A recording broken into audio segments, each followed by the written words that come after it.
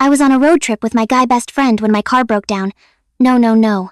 I slammed my palm against the steering wheel as the engine made one last pathetic wheeze before dying completely. Steam poured from under the hood like a dragon's final breath, and the air conditioning cut out with a mechanical sigh that left us in instant crushing heat. "Well, this is fantastic," Sam muttered from the passenger seat, already rolling down his window. "Middle of nowhere, Nevada. Temperature's probably 110 and we're officially stranded." I stared at the empty highway stretching in both directions. Not a single car had passed us in the last hour. Just endless asphalt, scrubby desert, and mountains that looked like cardboard cutouts against the blazing sky. My phone showed one measly bar, and I frantically started dialing. "Come on, pick up," I whispered, listening to the ringtone. Pick up. Voicemail, of course. "Hey, babe. It's me. Our car broke down and we're stuck en route. I squinted at the last mile marker. I remembered. Route 50, somewhere between nowhere and the middle of nowhere. Call me back immediately, okay? This is kind of an emergency." Sam was already getting out of the car, popping the hood with practiced ease. "Let me guess straight to voicemail." "He's probably in a meeting," I said, but even I could hear how defensive I sounded. It's Tuesday afternoon. He's got that big presentation today, right?" Sam disappeared behind the raised hood, and I heard him muttering under his breath. "Hand me that water bottle from your bag, would you?" I grabbed the bottle and walked around to where he was bent over the engine. Sweat was already beading on his forehead, and his t-shirt was starting to stick to his back. The engine compartment looked like a mechanical disaster zone. Hoses everywhere, metal parts I couldn't begin to identify, and everything covered in a fine layer of desert dust. "So what's the verdict, Dr. Mechanic?" I asked, trying to keep my voice light. "Well, the good news is it's not the transmission." He poured water over something that was steaming and stepped back as more vapor erupted. "Bad news is, it looks like the radiator hose gave up the ghost, and possibly the water pump too." Without proper tools, he shrugged. My phone buzzed. A text from my boyfriend, in back-to-back meetings until 6. "What's up? Are you kidding me?" I stared at the screen. Back-to-back meetings. I told him it was an emergency. Sam glanced over at my phone, then back at the engine. "What did he say?" "He said he's in meetings until 6. I checked the time. It was barely 2 in the afternoon. 4 more hours, huh? Sam's voice was carefully neutral, but I caught something in his tone. "Well, I guess we're on our own then," I texted back frantically. "Car completely dead, stranded in middle of desert. Need help now." The response came back almost instantly. "Can't talk right now. Call AAA. Call AAA." I said out loud. "Call AAA. Does he think I'm an idiot?" Sam looked up from where he was prodding something with a screwdriver he'd found in the trunk. "I take it Prince Charming isn't riding to the rescue. He told me to call AAA. I was already dialing like that. Wasn't the first thing I tried." The AAA representative was polite but unhelpful. "I'm sorry, but the earliest we can get a tow truck to your location is tomorrow morning. We're dealing with multiple breakdowns due to the heat wave, and you're in a pretty remote area. Tomorrow morning," my voice cracked. "We can't stay out here overnight. I understand your frustration, ma'am. You might try flagging down a passing vehicle for assistance." I hung up and looked at Sam, who was now elbow deep in the engine compartment. "Tomorrow morning. The earliest they can get here is tomorrow morning." "Awesome." He wiped his hands on his jeans, leaving greasy streaks. "Okay, new plan. I think I can jury-rig something with the spare hose from the windshield washer system. It's not ideal, but it might get us to the next town. You can do that. I can try." He was already pulling tools out of his backpack. Not just the basic roadside kit, but actual mechanical tools. My dad made me learn this stuff when I got my first car. Said I'd thank him someday. I watched him work, systematically disconnecting hoses and examining connections. His movements were confident, methodical. Meanwhile, I kept checking my phone, hoping for something more helpful from my boyfriend than his dismissive text. Another message.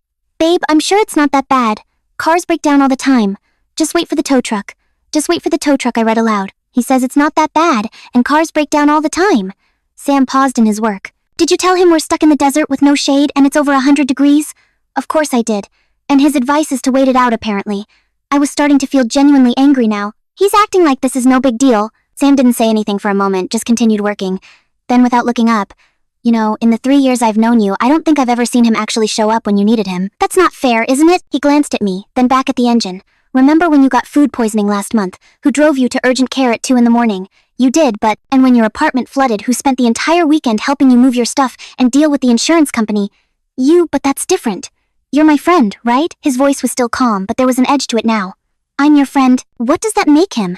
Before I could answer, he straightened up, wiping more grease on his shirt. "Okay, I think I've got something here. It's not pretty and it's definitely not permanent, but it might work." He'd somehow connected a section of windshield washer hose to bridge a gap in the radiator line. It looked like automotive surgery performed with duct tape and prayer. "Will it hold?" "Long enough to get us to civilization, hopefully." He was refilling the radiator with our remaining water bottles. "Cross your fingers." My phone rang. Finally. "Thank God," I said, answering immediately. "Where have you been? I've been texting you for over an hour." "I told you I'm in meetings." My boyfriend sounded irritated. Look, I only have a minute. What's the big emergency? Our car broke down. We're stranded in the desert. Okay, well, did you call roadside assistance? Hey, of course I called roadside assistance. They can't get here until tomorrow morning. Tomorrow, that seems excessive. Are you sure you called the right number? I looked at Sam, who was pretending not to listen while he made final adjustments to his makeshift repair. Yes, I'm sure I called the right number. The heat wave has everyone's car breaking down and we're in the middle of nowhere. Well, I don't know what you want me to do about it from here. I can't exactly teleport to Nevada. I want you to care. I want you to act like your girlfriend being stranded in the desert is more important than your stupid meetings. My stupid meetings. These meetings are paying for our trip in case you forgot. And for the record, you're not exactly stranded if Sam is there with you. The line went quiet. Even Sam looked up at that. What's that supposed to mean? I asked. Nothing. Look, I have to go. Just figure it out, okay? You're both adults. He hung up. I stared at the phone, not quite believing what I just heard. Sam was watching me now, his expression unreadable. Everything okay? He asked quietly. He said, we should just figure it out because we're both adults. My voice sounded hollow, and that I'm not really stranded since you're here. Sam didn't respond immediately. He turned back to the engine, checking his repair one more time. Okay, he said finally. Let's see if this works. He climbed into the driver's seat and turned the key. The engine cranked once, twice, then caught with a rough idle. Steam still rose from under the hood, but it was less dramatic now. It's running, I said, surprised. It's running, he agreed. Question is for how long? He revved the engine, gently listening to the sound. I think we can make it to the next town if we take it easy and stop if the temperature gauge gets too high. I got in the passenger seat, still processing my boyfriend's dismissive attitude.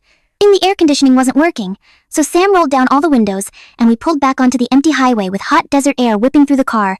You know, Sam said after we'd been driving for a few minutes, I meant what I said earlier about him never showing up. He kept his eyes on the road, one hand on the wheel, the other monitoring the temperature gauge. About him never showing up when you need him. I started to argue, then stopped, because as much as I wanted to defend my boyfriend, I couldn't think of a single time in the past year when he'd actually dropped everything to help me with a real problem.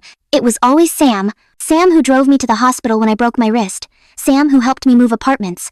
Sam who spent his Saturday fixing my computer when it crashed right before a big work presentation. I never asked you to do those things, I said quietly. I know he glanced at me briefly, then back at the road.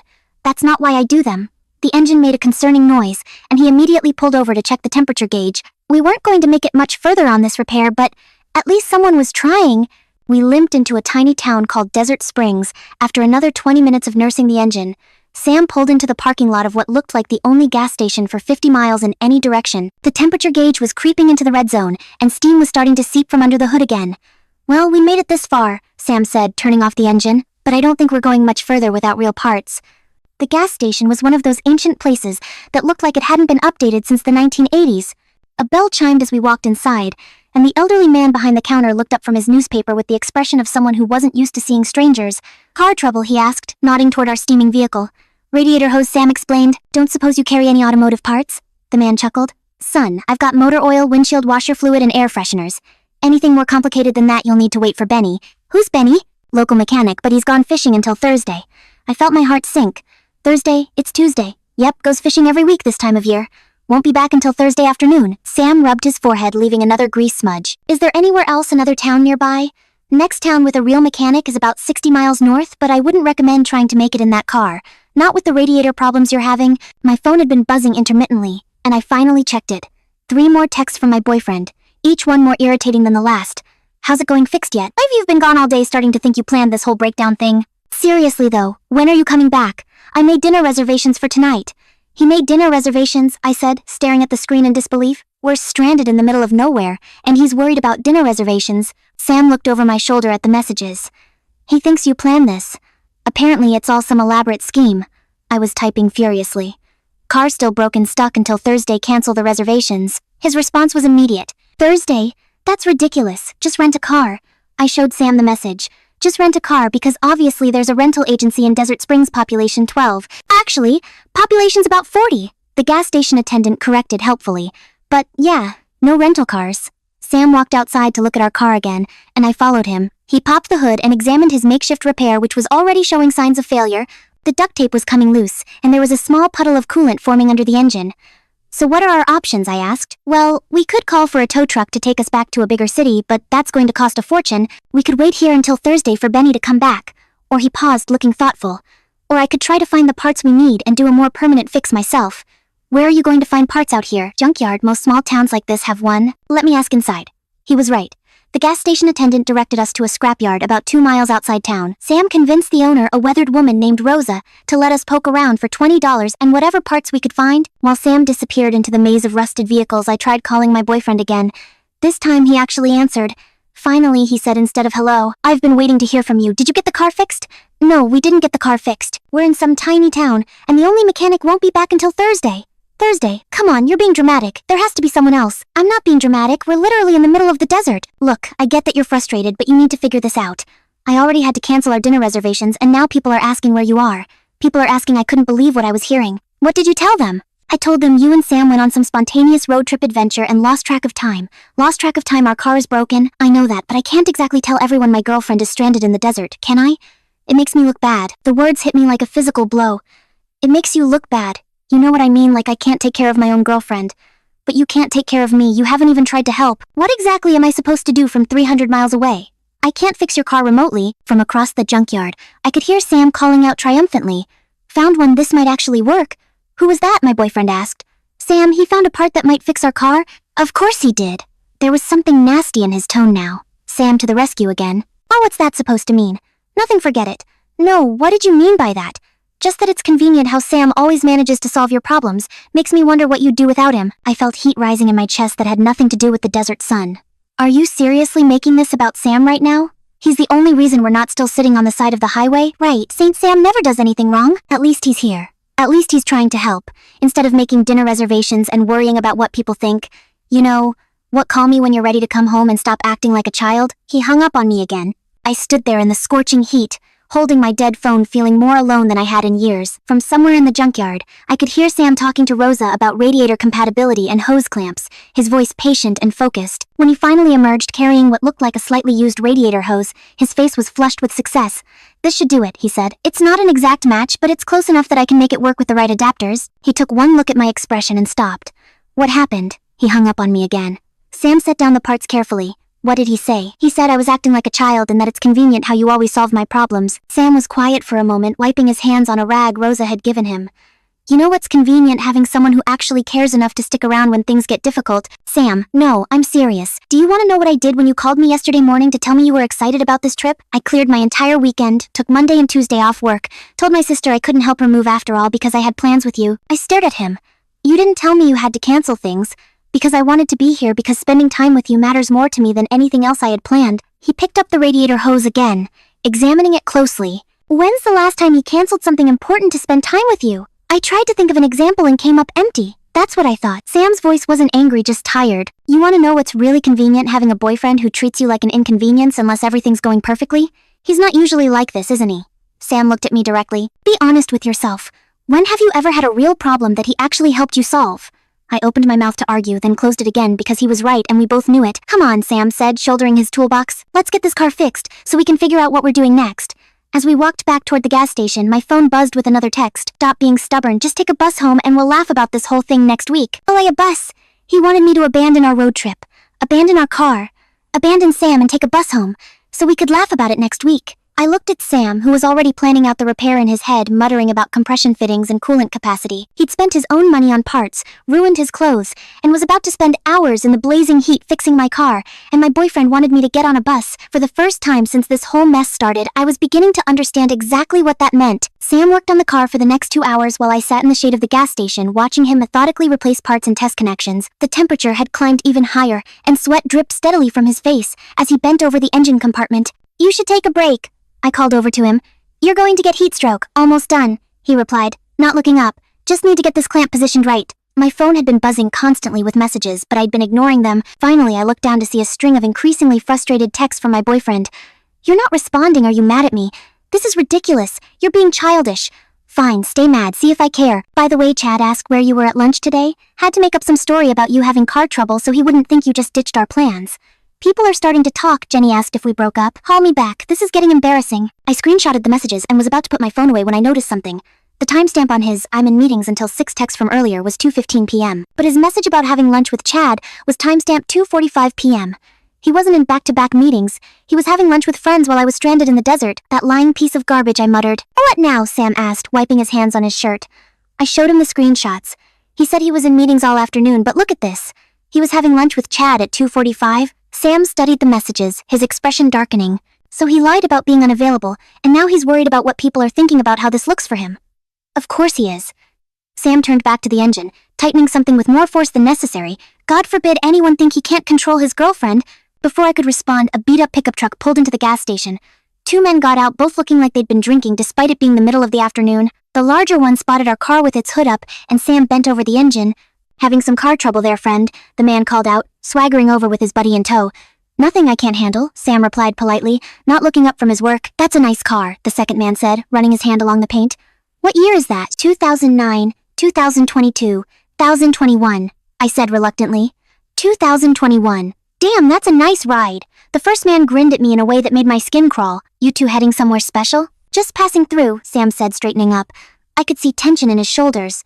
"Well, if your boyfriend here can't fix it, my buddy Tony runs a garage back in town. Of course it might take him a few days to get the parts. Few days you'd need somewhere to stay." The man's grin widened. "We know a place, thanks, but we're fine," Sam said firmly, moving slightly between me and the two men. "Come on now. No need to be unfriendly. We're just trying to help out some stranded travelers." The man's tone shifted, becoming less friendly. "Seems to me like you could use all the help you can get." That's when my phone rang. I glanced down and saw my boyfriend's name, and without thinking I answered. "Thank God you finally called back," I said loud enough for everyone to hear. "We've got some guys here bothering us and—" Whoa, slow down, my boyfriend interrupted. "Guys bothering you? What guys?" "There are these two men who showed up and they're being really creepy and—" "Are you serious right now? You're calling me about some random people talking to you." I thought this was an actual emergency. The two men had heard every word. They exchanged glances, and the larger one chuckled. "Emergency?" he said mockingly. "Sounds like your boyfriend doesn't think you're in any real trouble." I felt my face burn with humiliation. "Can you please just—" I started to say into the phone. "Look, I don't know what you want me to do about random people in Nevada. Deal with it yourself. You've got Sam there, right?" The line went dead again. The two men burst out laughing. "Boyfriend hung up on you," the first one said. "That's rough, sweetheart. Sounds like he doesn't much care what happens to you out here." Sam slammed the hood of the car down hard enough to make everyone jump. "Time for you two to move along," or what? The second man stepped closer. "You're going to make us—" "If I have to." I had never seen Sam look like this before. He was normally the most easygoing person I knew, always quick with a joke or a smile, but standing there in the desert, heat covered in grease and sweat, he looked genuinely dangerous. The two men must have seen it too, because after a moment of tense staring, they backed off. "Whatever man you're lost," the larger one spat in the dirt. "Come on, Billy, let's leave these city folks to figure things out themselves." They got back in their pickup and drove off, leaving us standing in the parking lot. My hands were shaking as I put my phone away. "You okay?" Sam asked softly. "No," I said honestly. "No, I'm really not okay." Sam started the car, and miraculously it turned over smoothly. The temperature gauge stayed in the normal range, and there was no more steam rising from under the hood. "It's fixed?" I asked, surprised. "It's fixed," he managed a small smile. "Should get us wherever we need to go now." We drove in silence for a while, both processing what had just happened. Finally, I couldn't stand it anymore. "He hung up on me," I said quietly. "Those guys were clearly bad news and he hung up on me." "I noticed," Sam said, "and they heard everything they heard him say. It wasn't an emergency. They heard him tell me to deal with it myself." Sam's knuckles were white on the steering wheel. "Yeah, if you hadn't been there," I didn't finish the sentence. "But I was there." "But what if you hadn't been— what if I'd been alone?" Sam pulled over at a scenic overlook and turned off the engine. We sat there, looking out at the desert landscape mountains, rising in the distance like sleeping giants. "Can I ask you something?" Sam said finally. "Sure. When was the last time he made you feel safe?" The question hit me like a punch to the stomach. "What do you mean?" "I mean, when was the last time something bad happened, or you were scared or worried, and calling him made you feel better instead of worse?" I thought about it, really thought about it. Every crisis I'd had in the past year, every moment when I'd needed support or help or just someone to listen. I had called Sam when I'd gotten that scary medical test result and needed someone to drive me to the follow-up appointment. When my boss had screamed at me in front of the whole office and I'd hidden in the bathroom crying. When my dad had his heart attack and I'd needed someone to help me get to the hospital.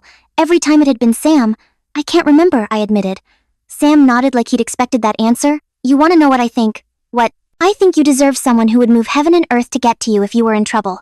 Someone who would cancel every meeting, drive all night, spend every dollar they had to make sure you were safe." "Sam, I'm not saying it has to be me." His voice was quiet, careful. "I'm just saying it should be someone, and it sure as hell shouldn't be someone who hangs up on you when strangers are making you uncomfortable." My phone buzzed with another text. I looked down automatically. "Whatever game you're playing, it's not funny anymore. Come home." I stared at the message, feeling something shift inside me like tectonic plates moving. "Game," he thought this was a game. "He thinks I'm playing a game," I said, showing Sam the message. Sam read it and shook his head. "Of course he does. What's that supposed to mean?" It means he can't imagine a scenario where you might have actual problems that don't revolve around him. It means he thinks you're pretending to be stranded in the desert just to get his attention. I looked at the message again, then at Sam's grease-stained clothes and the concern written all over his face. My boyfriend thought I was playing games while Sam had spent the entire day literally getting his hands dirty to solve my problems. You know what I said, typing furiously? I'm not playing games, car is actually broken. I'm actually stranded. Some creepy guys actually bothered us. But don't worry about it, according to you, it's not a real emergency. His response came back immediately. Don't be dramatic if it was really that bad. Sam wouldn't have let anything happen to you. I showed the message to Sam, who read it and laughed. But there was no humor in the sound. At least he's got that much right, Sam said. I wouldn't let anything happen to you. Why? I asked suddenly. Why do you care so much? Sam was quiet for a long moment, staring out at the desert. You really want to know?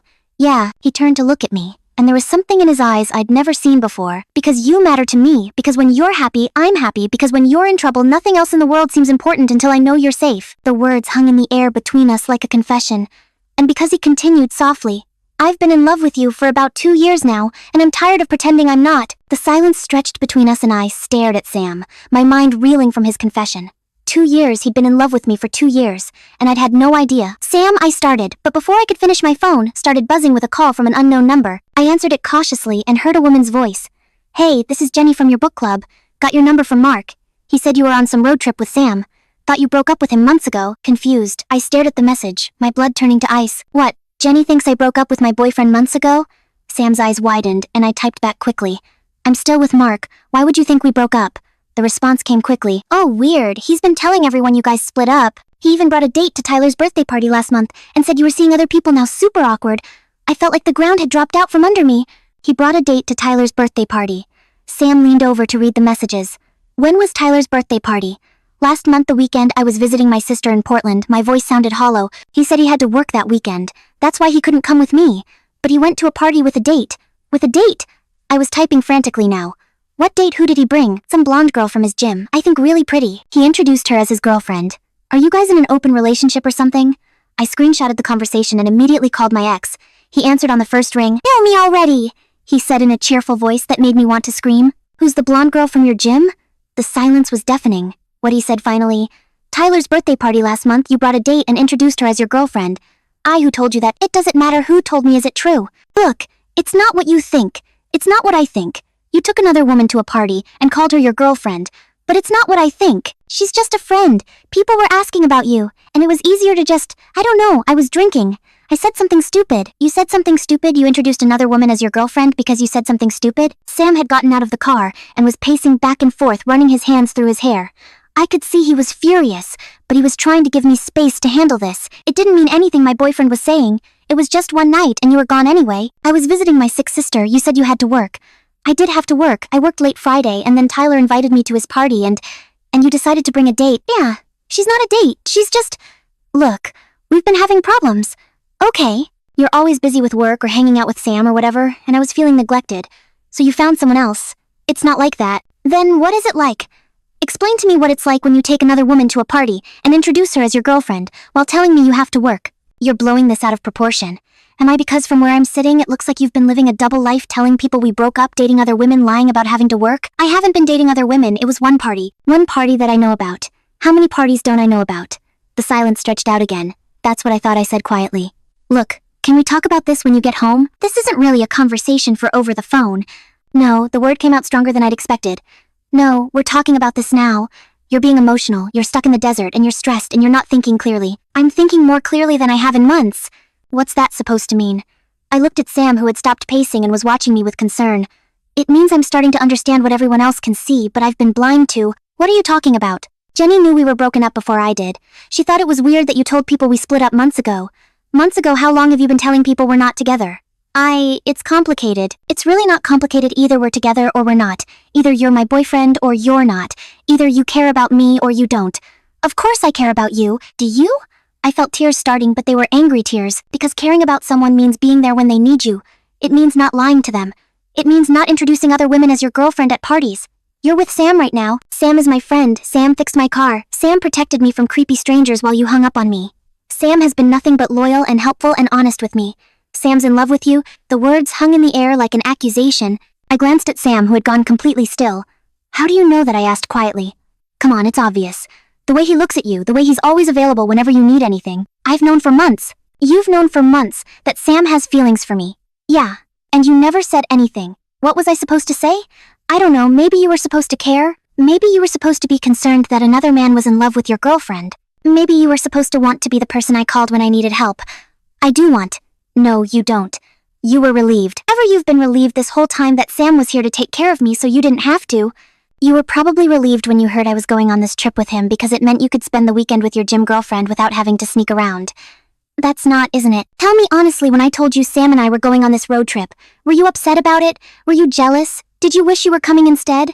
The silence was answer enough. You were relieved, I said, my voice breaking. You were relieved to get rid of me for a few days. That's not true. Yes, it is, and you know what the worst part is? I've been feeling guilty this whole time. Guilty for wanting you to care more, guilty for needing more from you, and guilty for being disappointed when you weren't there for me. Sam had moved closer to the car, and I could see him watching me with an expression I'd never seen before. Not pity, not even sympathy. Something fiercer, something protective. I've been apologizing for having needs, I continued. You apologizing for wanting my boyfriend to actually want to be my boyfriend. But I'm done apologizing. What are you saying? I looked at Sam, who was standing in the desert, he'd his shirt ruined from fixing my car, his hands still stained with grease from hours of work, his face sunburned from protecting me. Then I looked at my phone at the lies and excuses and dismissals from the man who was supposed to love me. I'm saying this conversation is over, I said quietly. We're done. You can't be serious. You're going to throw away 2 years over one stupid party. I'm not throwing away 2 years over one party. I'm ending a relationship that's been over for months. You already told everyone it was over. I'm just making it official. You're making a mistake. I hung up and immediately blocked his number. Sam was beside the car, now leaning against the door. Ew, okay. No, I said honestly, but I think I will be. My phone was buzzing with notifications, texts from numbers I didn't recognize, emails, calls. I turned it off completely. So Sam said carefully, "What happens now?" I looked at him, really looked at him. He'd confessed his feelings and then watched me discover my boyfriend's lies and betrayal, and through it all he'd been nothing but patient and supportive. Even now he wasn't pushing or trying to take advantage of the situation, he was just there. Now, I said, I think we finish our road trip. We drove in comfortable silence for a while until we reached a small roadside diner with a gravel parking lot and a neon sign that flickered between Eat and ET. Sam pulled in and turned off the engine. I don't know about you, but I'm starving, he said, and I could use some air conditioning. The diner was one of those timeless places with red vinyl booths and a checkerboard floor. We slid into a booth by the window, and I finally felt myself starting to relax for the first time all day. So Sam said after we'd ordered, "How are you feeling about everything?" Honestly, I feel like an idiot. I stirred sugar into my iced tea. 2 years, Sam. I wasted 2 years on someone who was basically living a double life. You're not an idiot. You trusted someone who didn't deserve it. That's not a character flaw. I should have seen the signs. What signs? That he was a good liar? Before I could respond, my ex walked into the diner. "How did he find us?" I whispered. Sam turned around and saw him. "GPS, probably if he has access to your phone's location." My ex spotted us immediately and strode over to our table. He looked furious and desperate, his hair disheveled. "We need to talk," he said, ignoring Sam completely. "No, we don't. I didn't look up from my menu." "Yes, we do. You can't just blow up our entire relationship over a misunderstanding." "Misunderstanding?" Now I did look at him. "You introduced another woman as your girlfriend. You told people we broke up months ago. What part of that is a misunderstanding?" "Keep your voice down," he hissed, glancing around at the other customers who were starting to stare. "Why worried about what people will think? This is between us. It's private." Sam leaned back in his seat, his arms crossed.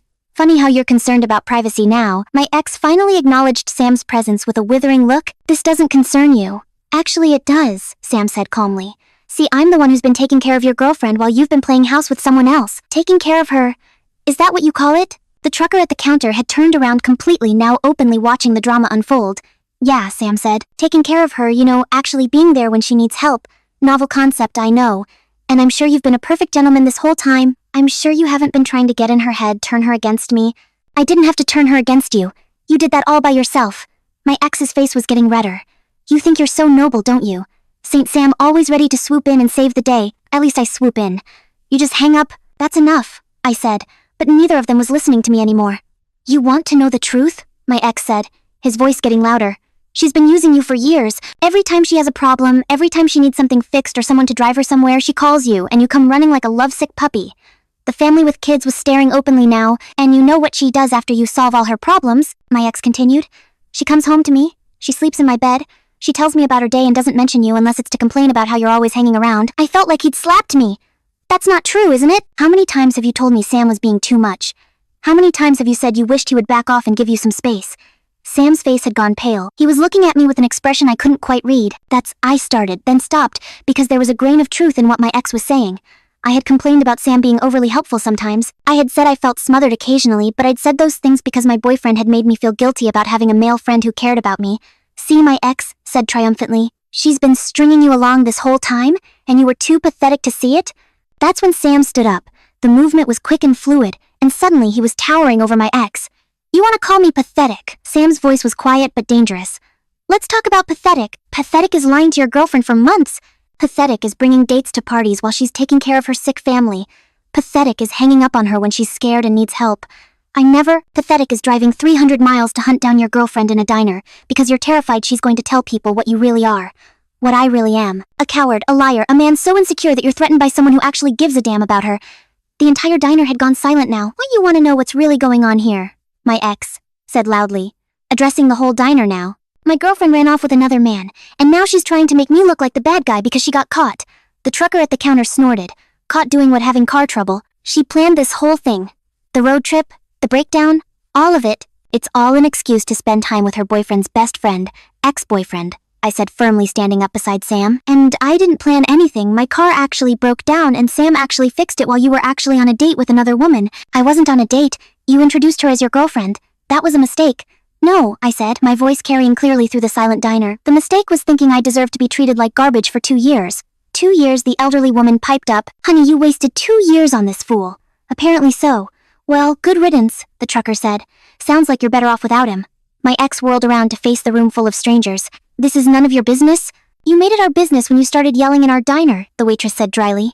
And for what it's worth, I'm with them. Any man who hangs up on his girl when she's in trouble isn't worth the dirt on her shoes.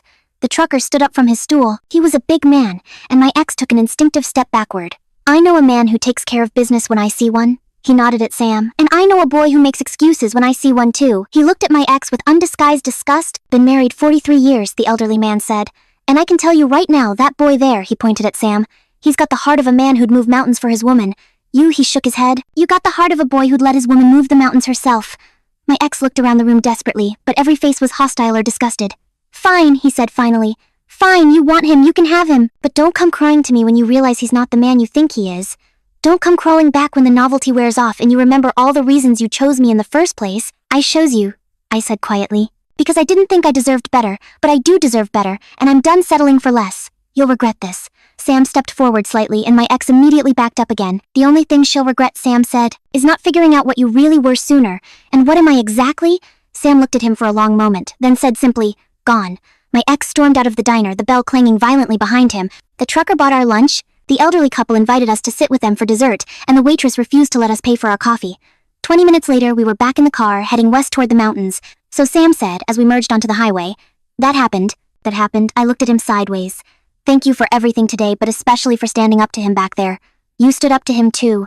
That speech about deserving better, that was all you. I meant what I said, you know, about being done settling for less. Sam nodded, his eyes on the road.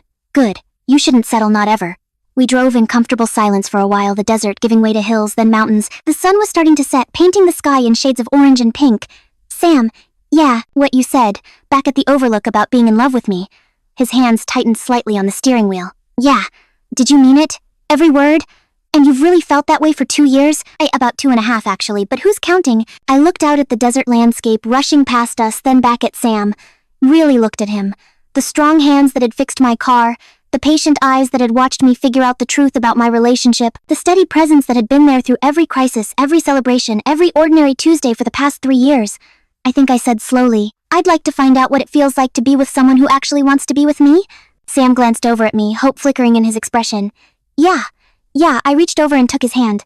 I think I'd like that very much. He squeezed my fingers gently, and for the first time in longer than I could remember, I felt like I was exactly where I belonged. My phone buzzed one last time. I glanced at it and saw a text from my ex. You're making the biggest mistake of your life. I deleted it without reading the rest, then turned the phone off completely. Some mistakes, I thought, as we drove toward the mountains were actually the best decisions you never knew you wanted to make.